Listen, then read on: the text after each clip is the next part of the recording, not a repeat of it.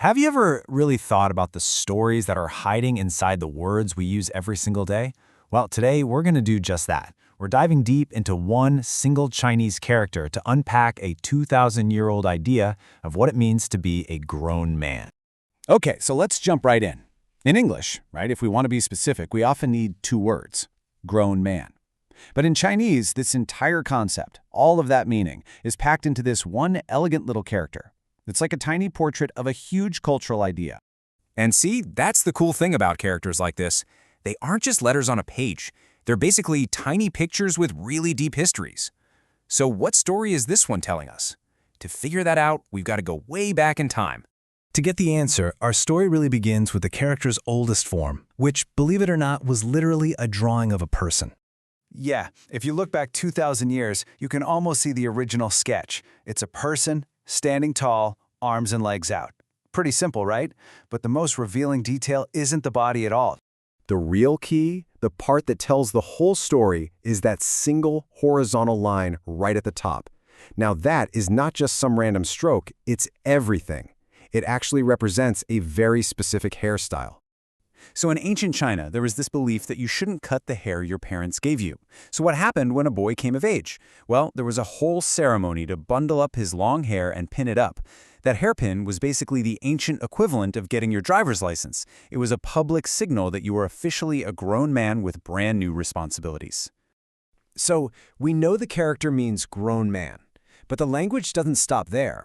It actually builds on this to create a really specific picture of the ideal husband. And, it was about a lot more than just having the right hairstyle. So the word for husband is actually a combo of two characters. We've already met the second part, the grown man with the pinned-up hair. But that first character, it specifically refers to height. The language itself literally encoded physical size as a key trait for a husband. And we are not talking just a little bit tall. The measurement connected to this character was sometimes this almost mythical 10 feet. It just goes to show you how deeply that ideal of a tall, protective figure was buried right there in the concept of a husband. But being a man wasn't only about appearance, of course. The language also gives us this amazing picture of his role in society and his relationships with everybody else. For instance, take this term. It means a common man, but the special word used to count him is the exact same one used for counting horses. And this wasn't an insult, not at all. It was a huge compliment, suggesting the man had the strength, the power, and the spirit of a horse. And this wasn't just about raw physical power either. This whole idea of the strong, common man was tied directly to his duty to his community. There's an old saying that just captures it perfectly. Every single man has a profound responsibility for the well-being of the whole nation. And when we look at relationships, well, the characters tell yet another story.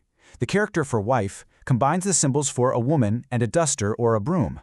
So while the man was defined by his maturity and his status out in the world, the woman was defined by her role in taking care of the home. And a really popular phrase just illustrates this traditional ideal so well. The husband sings and the wife accompanies. It paints this picture of a harmonious relationship where he leads the melody and she provides the support. It's a perfect summary of the roles that were baked right into the language. Now, obviously these are ancient ideas, so you have to ask, how does any of this translate to today? The world has changed a lot, and so has the definition of what it even means to be a grown man. The modern hairpin, that symbol of maturity, it's no longer a physical thing. It's something you find in actions. It might be the courage it takes to climb a mountain or the skill and dedication to master a craft. It's really about an internal state of being, not some external look.